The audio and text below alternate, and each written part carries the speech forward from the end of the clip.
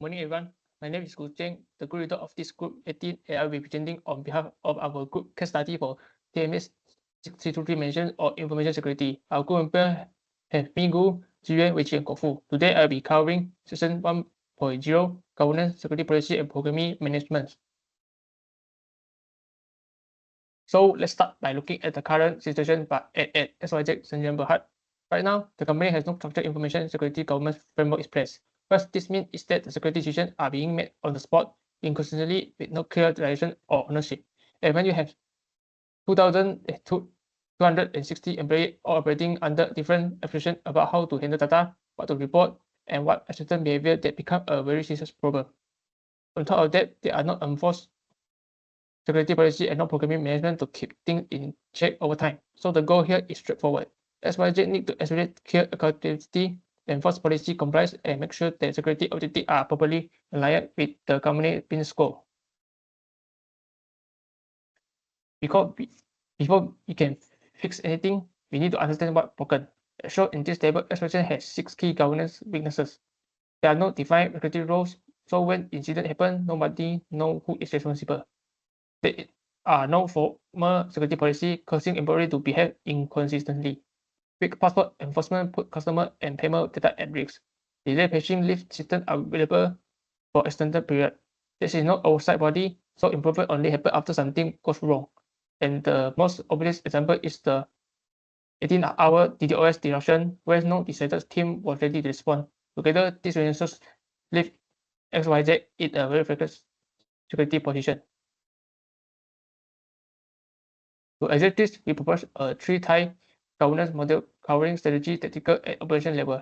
At the top is the CISO, who leads the security strategy and acts as the main decision maker during incidents like DDoS attack or phishing champions. Supporting that is the Information Security Steering Committee, a cross-functional group that meet quarterly to approve policy, review threats, and allocate the security budget.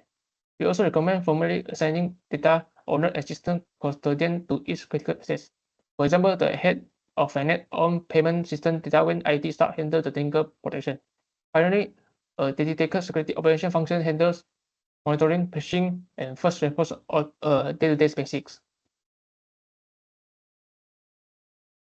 With the governance structure in place, we need formal policy to back it up. The Washington use policy define what all 260 employees can and cannot do with the company system. The passport management policy maintains a minimum 12-character passport MFA of all account at a 90-day rotation cycle. The patch management policy requires critical patches between 72 hours and runtime patch within 14 days. The data classification policy against all data into 4 tiers: public, internal, confidential, and logistics. Each with specific handling rules. The remote work policy requires all remote staff to use VPN and encrypted tools. And the incident reporting policy makes sure every employee knows what to report, how to report it, and who to contact. Finally, programming management ensure everything stays enforced and continuously improved over time. We recommend an annual security programming review where the CISO and steering committee assess and update policy based on new threats. A SIEM-based compliance monitoring system will detect violation and generate monthly dashboard for senior management. The security accountability program makes department head responsible for their team compliance, tell directly to performance review, and measurable KPIs will track the program health, targeting things like 95% patch compliance and below, 5% phishing click rate, and critical incident response under 2 hours. This is how SYZ shift from reactive to proactive security management. That's all for my session. Thank you. Good day everyone, my name is Lim Zhi Yuan. My session will be covered through constituting areas, risk assessment and risk management, and protection mechanism together with the access control. So these 2 areas are designed to work together. So we first need to understand that what are the risks are, and then decide what control and mechanism to put in place to address those risks. So before assessing the risk, so we first need to identify what XYZ company must protect. So these are the key information asset and what vulnerabilities exist in each of them. So asset 1 is the customer database. So it stores the personal information like name, address, and the purchase history for all the XYZ customer. So the vulnerability here is that there is no encryption and rest. So which means that if an attacker gains the access to the storage, so the data is completely exposed. So the asset tool is the payment system. So it handles all the online transaction. The vulnerability is the weak access control. So too many employees currently have the access to the payment data, so which increase the risk of the insider trade or the compromised account being abused. So asset tree is the online sales platform. So this is the main website and the mobile app. So the vulnerability here is that there was no DDoS protection in place, so which is what led to the 18-hour service outage. So asset 4 is the employee account. So all 260 staff have the login credential to the internet system. So the vulnerability here is that there is no MFA and no password policy. So making these accounts are very easy to compromise through the phishing. So asset 5 is the internal communication like the email and the collaboration tools. So these are currently unencrypted, so which make them vulnerable to eavesdropping attacks. So asset 6 is the software and the system. So the vulnerability is delay patching. So non-CVEs are left unpatched for the extended period, so giving attackers time to exploit them. So next part is the risk assessment metrics. So for each of the threat, I will have two dimensions: likelihood, meaning that how probable is it that this attack actually occurs, and impact, meaning that how severe the damage will be if it does happen. So combining these two give us the overall risk level. So I also added impact explanation column to make each consequence clear and specific to the XYZ. So starting with the phishing. So the likelihood is high because XYZ has no email filtering and employee has no awareness training. So impact is also high because stolen credential can lead to a full account takeover and potentially expose the entire customer database. So this gives us a critical risk level. So the treatment is to deploy MFA and implement the email filtering. So next, weak password. So likelihood is high because there is no currently no enforced password policy. So impact is high because an attacker who successfully brute force password, so it can get direct access to the consumer data and payment system. So risk level is also critical. So the treatment is to enforce a password policy and require MFA for all the accounts. So the third is the DDoS attack. So the likelihood is medium. So this has already happened once before, but the impact is high because the platform goes down quickly. So as evidenced by the 18-hour outage, XYZ already suffered, so this is rather high risk. So the treatment is both mitigation through an anti-DDoS service and transfer through the cyber insurance. So then next is the eavesdropping. So the likelihood is the medium. So the impact is high because the customer personal data and the payment detail can be intercepted during the transmission.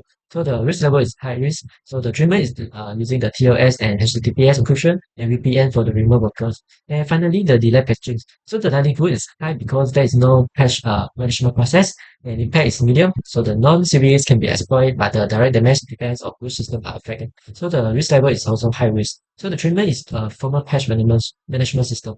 So for the risk treatment, so there are four strategies. So the mitigate to reduce the risk, so a way to eliminate the activity causing the risk, and transfer to shift it to the parties such as the insurance, and accept for very low priority risk. So for the XYZ, mitigation is the primary strategy across all the five traits.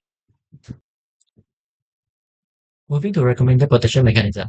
I am recommending 9 protection mechanism for XYZ. So number one is the firewall. So this will block the unauthorized network traffic both coming in and going out of XYZ system. So it will preventing the external attacker from directly accessing the web server and the internal system. So the number two is the anti-DDoS service, such as using the Cloudflare, and this will absorb or filter the large volume of malicious traffic during the DDoS attack. So given that XYZ already suffer an 18-hour outage, so this is the most urgent things that and mechanism to deploy.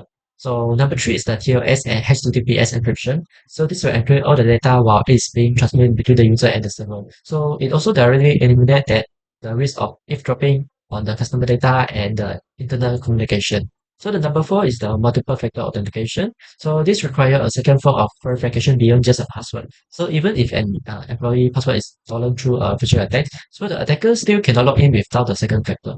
So the number five is the patch management system. So this ensures that all the software and the system are regularly and automatically updated with the latest security patches. So eliminating the non-vulnerabilities before attacker can exploit it. So the number six is the intrusion detection system. So this monitor network traffic and alert the security team to any suspicious activity. So giving the early warning if an attacker is probing or attempting to breach the XYZ system. And number seven is the email filtering and the anti-phishing tool. So this scan all the incoming emails and block suspicious or malicious message before that ever reach the employees. So it will significantly reducing the risk of credential theft through the phishing. And number eight is the data encryption and rest. So this encrypt the data that's stored in the database and the storage system. So it will protect the customer personal data and payment record even if an attacker gains the physical or the remote access to the storage infrastructure. And number nine is the VPN.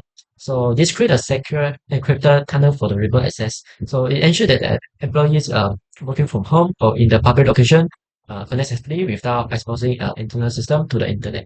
So among these nine, so the three most urgent priorities for the XYZ are the anti-DDoS service, the MFA across all the employee account, and the TLS and HTTPS encryption. So for the access control, I'm recommending several measures for XYZ.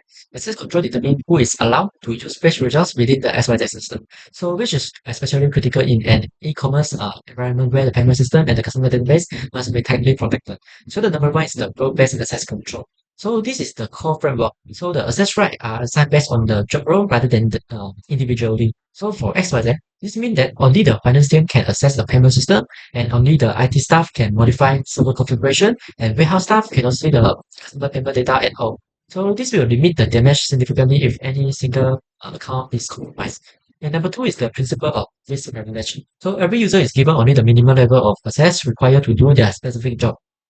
So for the example, a customer service agent can view order status but cannot modify the product price or delete the account. So this will reduce the attack surface and limit what an insider trade or compromised account can actually do. Number three is the strong password policy. So all the 260 employees must use a password with at least 12 characters, including uppercase letters, numbers, and symbols. So the password must be changed every 90 days. So this will directly address the weak password risk that is currently related with the goal. So the number four is the multiple factor authentication. So all the employees log into the internet system and the admin panel might require MFA. So this will prevent the unauthorized login even if the password is successfully stolen through the phishing. So number five is the session timeout and logout. Auto logout. So users are automatically sign out of all internal system after 15 minutes of inactivity. So this will prevent unauthorized access in situation where an employee walk away and leave their workstation unattended.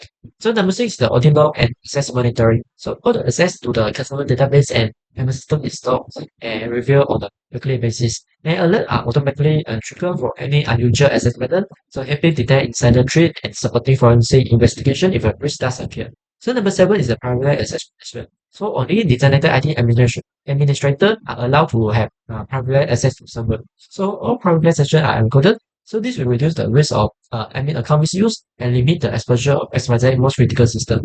So the most important of these seven are RBAC and the risk privilege. So which together ensure that employees can only access what they generally need.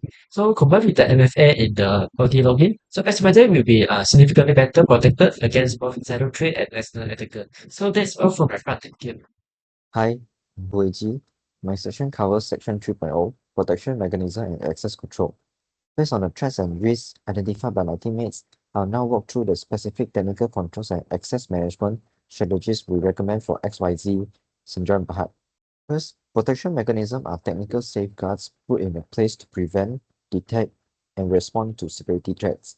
XYZ currently lacks most of these, which is why the company suffered incidents like an 18-hour DDoS outstage, phishing attacks, and device dropping on internal communication. We have identified 8 protection mechanisms that XYZ should deploy immediately or in the near term.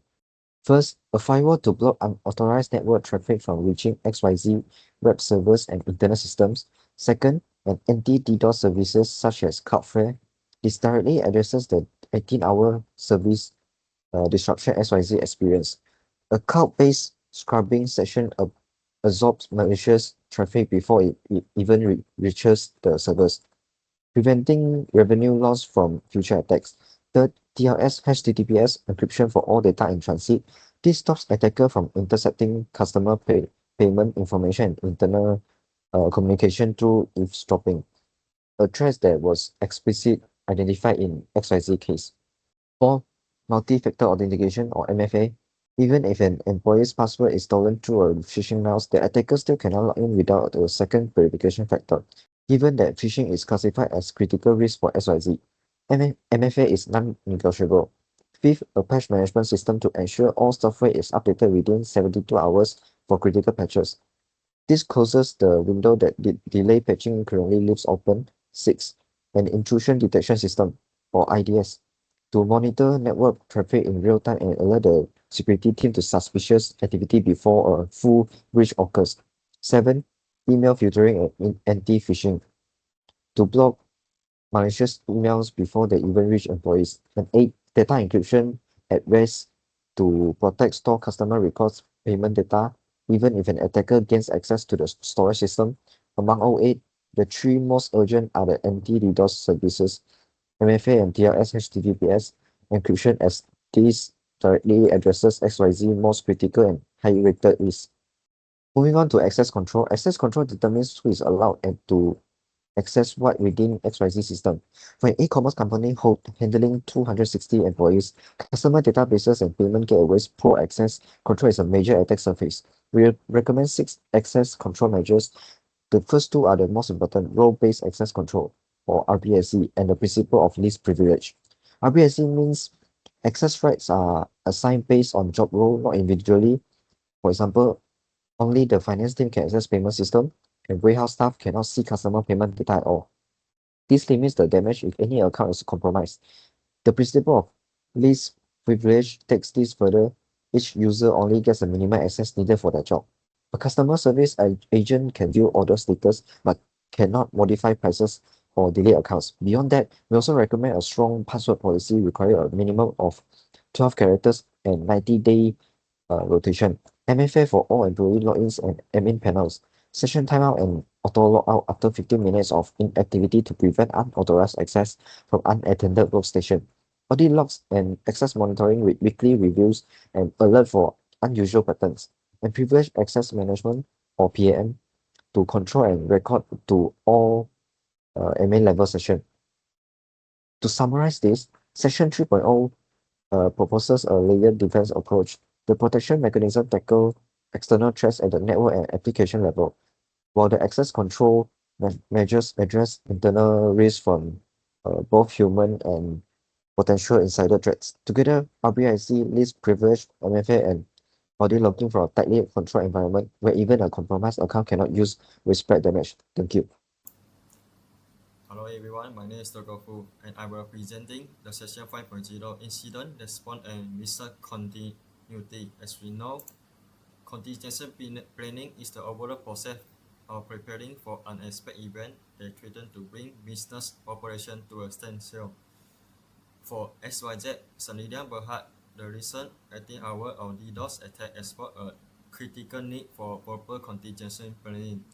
Today, I will propose 3 main strategy plans for our company. An incident response plan, IRP, to detect and respond to cyber incident. A disaster risk recovery plan, DRP, to restore affected IT system. And a business continuity plan, BCP, to maintain critical e-commerce operation during a crisis. First, let's look at the current winners impacting XYZ company, which are summarized in table 10 in our report. The 80-hour discussion put that our key issue is not limited to the attack itself, but also how we handle it. There are 3 critical winners. First, we have unclear incident response process. We do not have a design computer security incident response team of a document IRP, which direct lead to prolonged downtime and internal confusion.